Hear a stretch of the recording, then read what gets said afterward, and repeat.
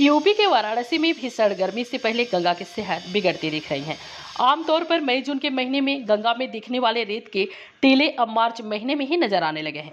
वाराणसी के सामने घाट इलाके में मार्च के दूसरे सप्ताह में ही रेत के उभरते टीलों को देख गंगा वैज्ञानिकों के साथ इसके किनारे रहने वालों के माथे पर चिंता की लकीरें दिखने लगी हैं। वाराणसी के गंगा में समय से पहले उभरते रेत के टीलों को लेकर गंगा वैज्ञानिकों का कहना है कि गंगा में कम होते जल स्तर के पीछे 4 प्रमुख वजह हैं।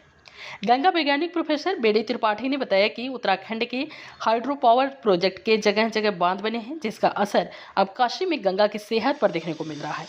इसके अलावा हरिद्वार से आगे कई कैनाल से दूसरे प्रदेशों में भी पेयजल की सप्लाई हो रही है, जिससे गंगा का पानी कम हो रहा है। तीसरी प्रमुख वजह गंगा किनारे बने लिफ्ट कैनाल है और चौथी वजह समय से पहले तापमान का बढ़ना, जिससे गंगा सूखती हुई दिख रही है। उन्होंने बताया कि यदि ऐसा ही रखा तो आने वाले सीजन में पानी के संकट को भी नकारा नहीं जा सकता है। इसके अलावा गंगा किनारे रहने वाले लोग और इस पर आश्रित लोगों की आजीविका पर भी सीधा असर पड़ सकता है। बता दें कि जरदीन काशी में बाबा विश्वनाथ और मां गंगा के स्नान के लिए बड़ी संख्या में श्रद्धालु यहां आते हैं। ऐसे में मां गंगा लाखों श्रद्धालुओं की आस्था का केंद्र है।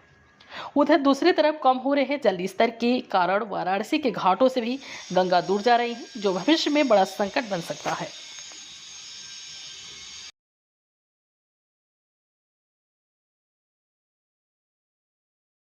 कि अभी आप देख रहे होंगे कि मार्च के महीने में ही गंगा की जो स्थिति मई और जून के महीने में हुआ करती थी, वो गंगा की तस्वीर अभी मार्च में ही आपको दिखने लगी है।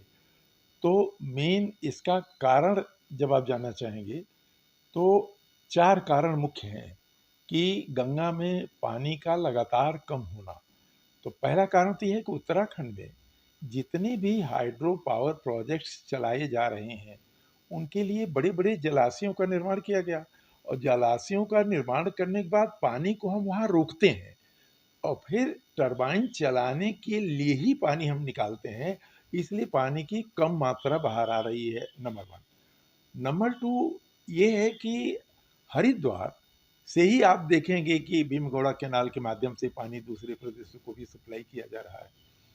और आगे जब बढ़ते हैं तो all along the length Ganga के दोनों तरफ आप देखेंगे कि लिफ्ट कैनाल इरिगेशन के पर्पज से बनाए गए हैं। गंगा का पानी सक करते हैं पंप के माध्यम से और खेतों में सप्लाई कर देते हैं सिंचाई के लिए। और चौथा कारण है कि पिछले 2 दशकों से लगातार पूरे के पूरे गंगा बेसिन में भू-जल स्तर तेजी से नीचे जा रहा है, तो उसके रिचार्जिंग के लिए भी गंगा का पानी नीचे जाता है। तो अब ये 4 प्रमुख कारण हैं। अब प्रश्न उठता है कि जब ये हो रहा है, तो इससे पानी कम हो रहा है तो उसका इम्पैक्ट क्या पड़ रहा है? तो पहला इम्पैक्ट ये पड़ रहा है कि जब भी वाटर फ्लो या गंगा की वेलोसिटी कम होती है, तो वेलोसिटी कम होने से सिल्टेशन रेट बढ़ जाता है। गंगा के तलहटी में गाद की मात्रा ज़्यादा से ज़्यादा मात्रा में जमा होने लगती है, तो इसलिए देख रहे होंगे कि गंगा की गहराई कम होती चली जा रही है। डिपोजिशन रेट हाई होने से बहुत सी जगह गंगा में आज ही बालू के टीले दिखने लगे, जो कि मई और जून के महीने में दिखते थे।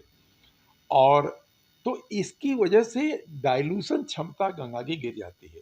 तो पहले जब ज़्यादा मात्रा गंगा में के पानी में था, ज़्यादा पानी बह रहा था, तो प्रदूषक माने सीवेज या और भी ऑर्गेनिक मैटर जब हम डालते थे, तो जो अनट्रीटेड भी कुछ होता था, तो वो डाइल्यूट हो जाता था, बह जाता था और करीब 20 से 25 किलोमीटर आगे जाकर उसका इम्पैक्ट खत्म हो जाता था।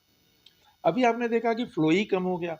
जब फ्लो कम हो गया, तो एक तो डाइल्यूशन गिर गया, दूसरा आप देख रहे होंगे कि अभी कुछ दिनों पहले बनारस में भी घाट पर हरा-हरा रंग का वाटर है गंगा का, उससे अपना मैक्सिमम काम चलाएँ।